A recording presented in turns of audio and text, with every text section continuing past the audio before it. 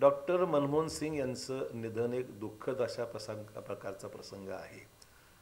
मनमोहन सिंग साहेबांच्या अनेक आठवणी राष्ट्रीय स्तरावरच्या, राज्यस्तरावरच्या आणि नांदेड जिल्ह्याला विशेषतः त्यांची जी अमाप प्रेम राहिलेलं आहे ते सर्व कार्यकाळ हा मला आजही माझ्या स्मरणात आहे.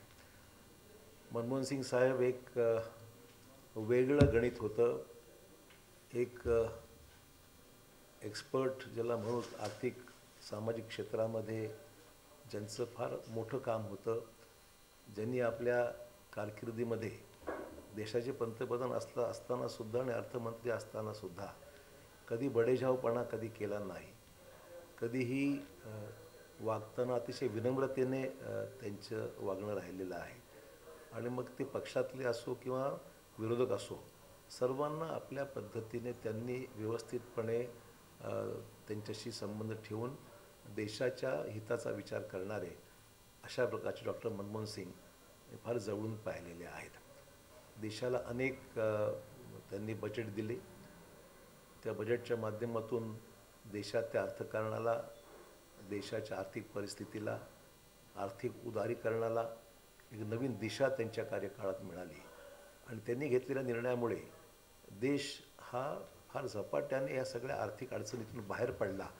आणि देशातल्या उद्योगपती असतील, सामान्य माणूस असेल, शेतकरी असेल, समाजातल्या सर्वच घटकांच्या विषयी त्यांच्या बजेटमध्ये नेहमी काही ना काही हे राहिलेलं आहे. एक उत्तम अर्थमंत्री म्हणून त्यांची कारकीर्द आम्ही सर्वांनी पाहिलेली आहे, अनुभवलेली आहे. त्यामुळे हा एक प्रसंग माझ्या मनात आहे की नरसिंहरावजींच्या मंत्रिमंडळामध्ये शंकरराव चव्हाण गृहमंत्री आणि डॉक्टर मनमोहन सिंग अर्थमंत्री ही दोन्ही महत्त्वाची माणसं नरसिंहरावजींना अतिशय जवळची राहिलेली आहेत. आणि त्यांच्या या कार्यकाळामध्ये नरसिंहरावजींनी पूर्ण जबाबदारी मनमोहन सिंग साहेबांवर सोपवली, शंकरराव चव्हाण साहेबांवर सोपवली. आणि दोघांचेही मित्रत्वाचे संबंध हे मी फार जवळून पाहिलेले आहेत. आणि त्यामुळे मी त्यांना जेव्हा जेव्हा भेटायचो त्यावेळेस ती विशेषतः नांदेडचा मी पालकमंत्री होतो, महसूल मंत्री होतो.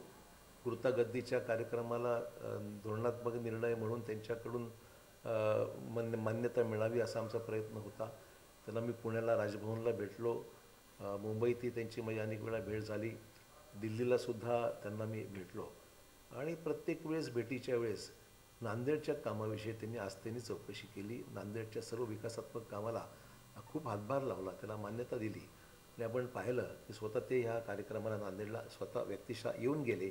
आणि त्यांच्या कार्यकाळातच नांदेडला खूप विकासात्मक कामाला गती मिळाली, त्याला आर्थिक तरतुदी झाली, चांगलं काम झालं. हा एक प्रसंग मी जवळून पाहिलेला आहे. त्यानंतर त्यांना मी ज्यावेळेस भेटायचो कामाच्या व्यतिरिक्तसुद्धा माझ्या कुटुंबाची, माझ्या आईवडिलांची चौकशी ते नेहमी करायचे. म्हणजे हे एक जवळीक ज्याला म्हणू की देशाचा पंतप्रधान, देशाचा अर्थमंत्री या नात्याने त्यांना अनेक वेळा भेटण्याचा प्रसंग मला व्यक्तिशः आला. आणि फार म्हणजे व्यक्तिगत पातळीवर त्यांनी मला जाऊन खूप म्हणजे विचारपूस केलेली आहे.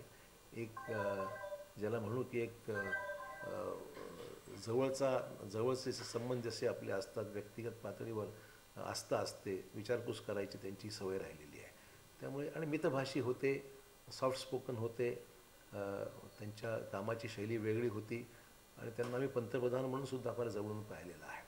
त्यामुळे मला अजूनही आठवतं आहे नांदेडच्या लोकसभेच्या निवडणुकीच्या काळामध्ये ते शंकरराव चव्हाण साहेबांच्या प्रचाराला इथे आले होते. आणि त्या प्रचारादरम्यान त्यांनी जाहीररित्या हे कबूल केलं होतं की मी शंकरराव चव्हाणांच्या हाताखाली सचिव म्हणून काम केलेलं आहे प्लॅनिंग कमिशनला असताना. हे त्यांचे वाक्य. कारण शंकरराव चव्हाण साहेब प्लॅनिंग कमिशनचे त्यावेळेस मंत्री होते, त्या विभागाचे प्लॅनिंग मंत्री होते, नियोजन मंत्री शंकरराव चव्हाण होते. आणि त्यावेळेस मनमोहन सिंग साहेब नियोजन आयोगामध्ये प्लॅनिंग कमिशनमध्ये होते. त्यामुळे त्याचा उल्लेख त्यांनी आवर्जून त्यांच्या नांदेडच्या भाषणामध्ये अजून एक रेकॉर्ड उपलब्ध आहे की त्यांचं भाषण त्या काळातलं एक भावनात्मक भाषण अपील त्यांनी नांदेडला केलं होतं.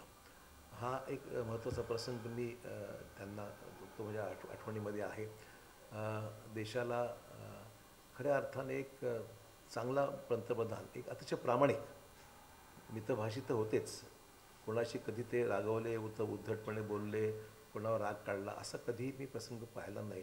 अतिशय मितभाषी आणि काम नम्र विनम्रतेने काम करणारे आणि जे काम करत असताना कुठे प्रसिद्धी अधिकची नाही, कुठे गाजावाजा नाही आणि फार सायलेंटली त्यांचं काम त्यांच्या कार्यकाळात त्यांनी केलेलं आहे. आणि म्हणून मला वाटतं की काँग्रेसच्या नेतृत्वाचा विश्वास त्यांच्यावर नेहमी राहिला होता, हे काही लपून राहिलेलं नाही आहे. व त्यांच्या जाण्याने देशातला एक थोर व्यक्तिमत्व, एक चांगला सद्ग्रस्त आणि देशाचा एक उत्तम पंतप्रधान, एक अर्थतज्ञ हा देशाने गमावलेला आहे, असं माझं मत आहे.